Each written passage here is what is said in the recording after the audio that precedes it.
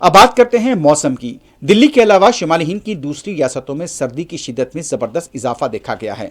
कई रियासतों से कोहर की इत्तलात मिल रही हैं। दिल्ली और उससे जुड़े हुए कई इलाके और ये इत्तलात मिल रही हैं कि कई इलाके पंजाब हो या फिर हरियाणा हो, मुसलसल सर्दी की शिद्दत में वहां पर इजाफा देखा गया है।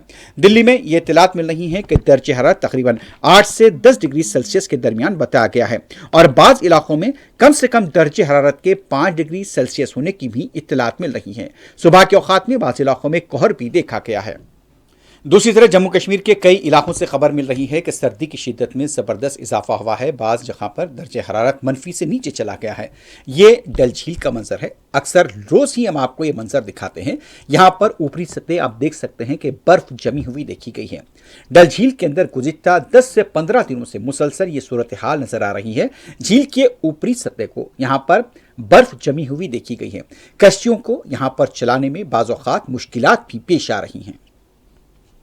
दूसरी तरफ दूसरे मुकामात से भी मुल्क की खबर मिल रही है कि सर्दी की शिद्दत में ज़बरदस्त इजाफा हुआ है।